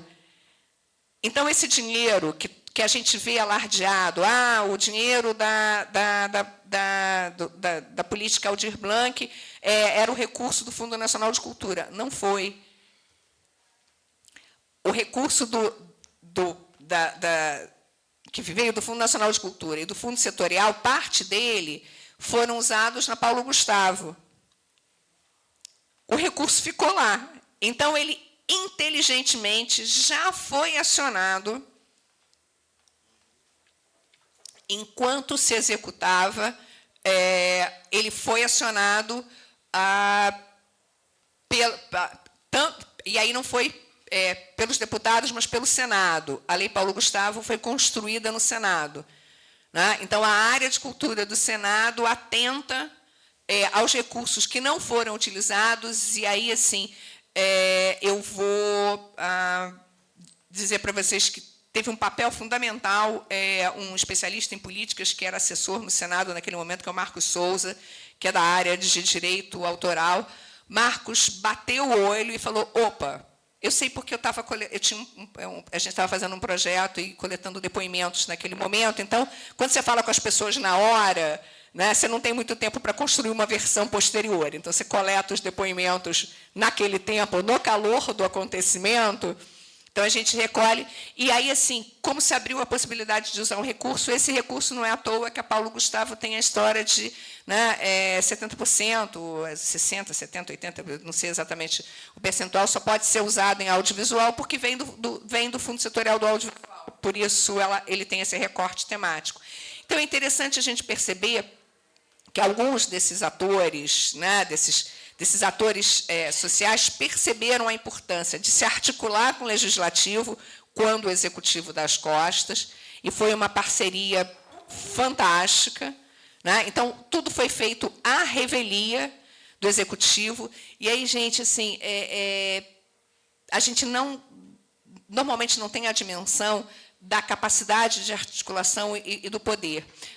Todas as leis, por exemplo, a Lei Aldir Blanc, ela foi aprovada por negociação de bancada, ela não precisou ir para plenário. Né? As direções dos partidos aprovaram, ela não foi a plenário por decisão dos partidos. Ela era uma lei emergencial, era compreensível, mas assim, você não teve disputa, você teve aqueles que se abstiveram. Né? Então, elas andam à revelia, e as pessoas fizeram uma coisa que normalmente a gente não faz. Você montou grupos de pressão no país inteiro, então tinham comitês e fóruns no país inteiro, com as listas dos senadores e dos deputados. E lá ligando, escrevendo insistentemente, parlamentar por parlamentar, para que eles assumissem um compromisso com as leis. Dado o volume de mobilização é voto. né, dado o volume de mobilização, eles foram fechando os painéis e falaram assim, antes da votação, eles falaram, vai ser isso, e, em geral, batia. Né? Tanto para Paulo Gustavo quanto para a Política Nacional Aldir Blanc. A política, que a gente, na verdade, antes ela ganha o nome Aldir Blanc II, ela é política porque, na verdade, ela vai ser aplicada por 5 anos. O estudo desses recursos, na verdade, o estudo econômico dos recursos, eles fizeram lá o cálculo que se tinha recurso de superávit o suficiente que dava para ter X, né, um valor de 3 milhões e não sei o que por ano durante os próximos 5 anos. O campo da cultura tem uma chance, está tendo uma oportunidade significativa de mostrar a sua potência. Eu tive num fórum, tive num seminário com a UFMG, em Belo Horizonte, há pouco tempo, apesar da greve, eles acabaram fazendo um programa de formação, e eu, inclusive, assim, desafiei alguns produtores, né, tinha uma pessoa da produção de Tiradentes, a produzir informações sobre quanto do recurso dos projetos que ela recebeu, da Paulo Gustavo, que ela executou, ficaram no município e por onde é que eles circulam, para além, na verdade, da remuneração dos principais artistas e fazedores. Porque você tem a comida, você tem o mobiliário, seja lá o que for, né? Se é o livro, você tem a edição, se é o palco, você também tem o marceneiro, você também... E na cidade pequena, você consegue capturar melhor num evento menor. No Rio de Janeiro isso é mais complicado. Mas como é que isso volta no próprio município? Porque a gente tem uma discussão séria, também cultural, de que cultura... Né, a atividade cultural é só despesa, né, não é investimento. Então, quando você fala, não, mas a gente está gastando muito dinheiro. Você não está investindo, você está gastando. Não, você não está gastando, você está investindo, porque ele retorna. E a gente precisa conseguir capturar esse retorno. Talvez um dos grandes, uma das outras, pena que à custa de muitas vidas e de muito sofrimento, um dos outros legados da pandemia foi a visibilidade para os outros trabalhadores da cultura.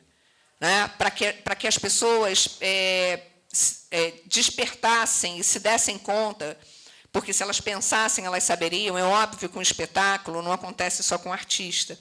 Né, tem um conjunto de trabalhadores que fazem o espetáculo acontecer. Então, quando o artista chega ali para se apresentar no show, né, tem lá, né, uma equipe gigantesca, né, o cara da luz, a iluminação, a produção, o cenário, a segurança, a construção do palco, a engenharia do som, o som técnico, o som, engenharia, né, engenharia de luz. Assim, né, tem um conjunto, tem os montadores, a estrutura tem o cálculo, tem o engenheiro calculista, porque aquele palco não pode desabar. Né? Tem um conjunto de saberes que são articulados por cada um desses eventos, e tem um conjunto assim, e tem a camareira, e tem o sujeito que vai deixar o palco arrumado, e assim, mas não é qualquer um que limpa e que varre, não é qualquer um que arruma, porque, na verdade, tem um conjunto... Vou dar um exemplo para vocês nos museus. O serviço de faxina nos museus, ele não é um serviço comum. Você precisa de uma formação, porque você está trabalhando com peças patrimonializadas. Então, não é um serviço, ele deveria ser um serviço especializado, inclusive, o que não é. Né? A área pública não nos permite, mas você precisa fazer um processo de formação, porque o sujeito ele vai ter que tratar daquele espaço de uma maneira diferente. Como ele vai ter que tratar, na verdade, ele precisa ter outras preocupações quando ele limpa um auditório. Né? Porque tem a questão dos dutos. Então, tem uma série de conhecimentos específicos, tem uma série de profissionais com conhecimentos específicos que são acionados a cada atividade. E essa cadeia é uma cadeia invisibilizada, né? E aí a gente tem vários processos de invisibilização, né? A gente tem a da cadeia e a gente tem dos produtores periféricos, que é uma outra questão. Então, é muito fácil você dizer, olha que bacana o Porto Maravilha. Ah, tem sempre show, mas vem cá, e os sujeitos? Né? E as práticas? Quer dizer, como é que você traz para a cena essas questões? A discussão do pessoal de economia criativa, assim, a discussão dos distritos criativos, elas são muito interessantes. Aí eu faço, mas a gente precisa ter cuidado com a gentrificação, porque a gente acaba expulsando os sujeitos locais e os detentores. Assim, raramente a gente faz arranjos bacanas. Tem sempre alguém que sai muito prejudicado nos arranjos das cidades criativas, dos distritos criativos. Basta que a gente olhe assim, né? Tiradentes fervilha hoje. Tiradentes tem mais festival do que aguenta, mais turismo do que aguenta. 90%, 95%, arrisco eu dizer, da população nativa de Tiradentes não mora mais em Tiradentes. Ela foi toda comprada. Então, o dia que o modelo de negócio não render mais, a cidade acaba. Porque a gente desterritorializou os sujeitos. Você tem um monte de investimento estrangeiro. Esse investimento migra para outro lugar. Então, todos esses processos, eles são importantes de serem observados, eles são importantes de serem ressaltados. É legal que o investimento chegue, mas a gente precisa de alguma regulação para que o que a gente não tenha, ao final, né, aquilo que a gente vê sempre, que é você, na verdade, tira, né, você tira do detentor o direito que é dele, né? E você, na verdade, amplia a desigualdade, você garante a diversidade. Olha só que bacana, tem várias comidas, vários fazeres, e a desigualdade, como é que a gente trabalhou nessa história. Então, às vezes, a gente amplia a diversidade, mas a gente aumenta a desigualdade. Então, os desafios, né, os olhares, eu sempre brinco que o conceito de política cultural, ele é o somatório do conceito de política e do conceito de cultura. E se a gente tem um conceito de política democrático, participativo, inclusivo, para responder a desigualdades, e um conceito de cultura, de diversidade, de respeito, de reconhecimento, a gente pode ter uma coisa, mas se a gente desvia qualquer um desses dois conceitos, a gente pode ter umas outras coisas muito esquisitas.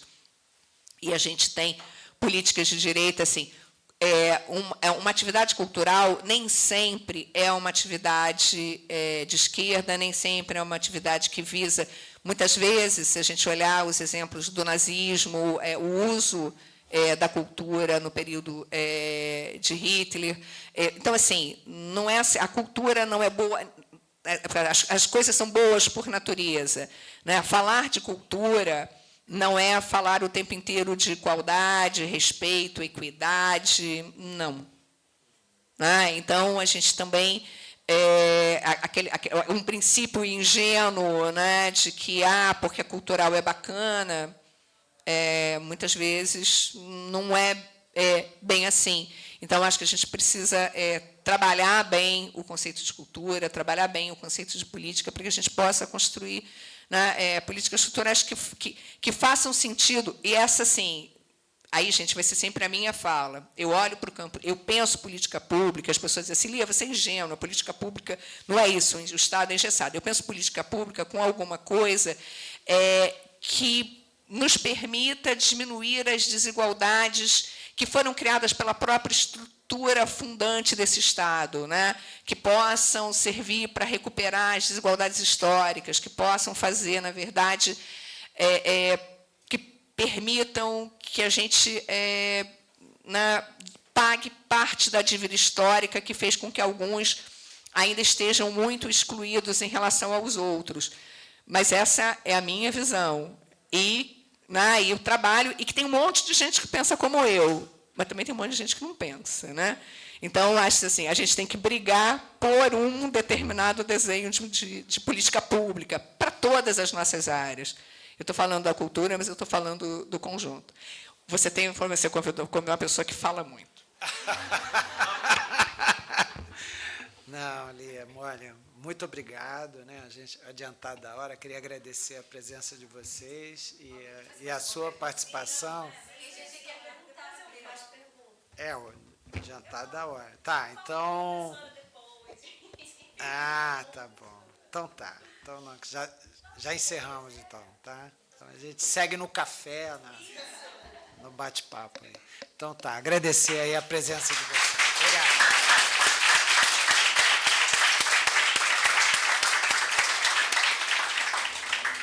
Obrigado, Lia. Obrigado. Imagina. Obrigada a você.